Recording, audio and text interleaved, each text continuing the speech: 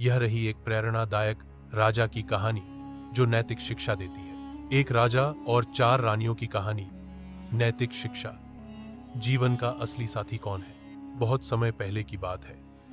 एक महान राजा था जिसकी 4 रानियां थीं। राजा सबसे ज्यादा अपनी चौथी रानी से प्रेम करता था। वह उसे सुंदर वस्त्र पहनाता, सोने के आभूषण देता और हर इच्छा पूरी करता। वह तीसरी रानी से भी बहुत प्यार करता था और अक्सर उसे राज्य के समारोहों में साथ ले जाता, लेकिन मन में डर भी रहता कि कहीं कोई और राजा उसे न छीन ले। दूसरी रानी बहुत बुद्धिमान और समझदार थी। जब भी राजा को कोई समस्या आती, वह उसी से सलाह लेता, लेकिन राजा का उसके प्रति लगाव उतना नहीं था। अब बात करते हैं पहली रानी की, जो सबसे पुरानी थी। उसने हमेशा राजा का साथ दिया, सुख दुख में, लेकिन राजा ने कभी उसकी परवाह नहीं की।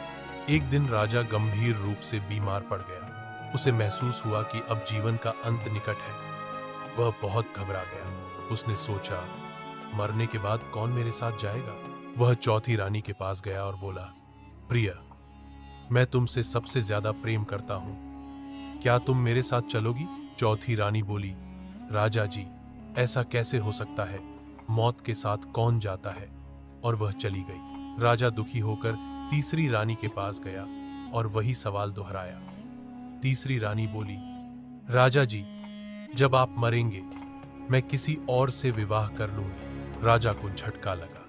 अब वह दूसरी रानी के पास गया। दूसरी रानी बोली, मैं आपकी चिता तक चल सकती हूं, लेकिन उसके बाद नहीं। राजा निराश हो गया। तभी एक धीमी आवाज आई, मैं आपके साथ चलूंगी।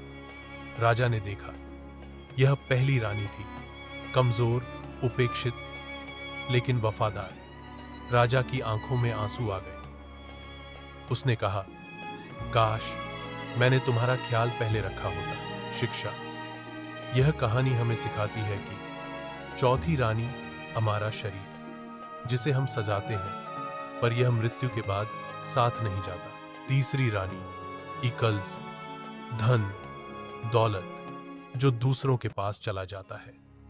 दूसरी रानी इकल्स, परिवार व संबंधी, जो केवल श्मशान तक साथ जाते हैं। पहली रानी इकल हमारी आत्मा, कर्म, जिसे हम सबसे ज्यादा नजरअंदाज करते हैं, लेकिन अंत में वही साथ जाता है। इसलिए शरीर, धन और संबंधों के साथ साथ अपने कर्म और आत्मा का भी ध्यान रखना जरूरी है।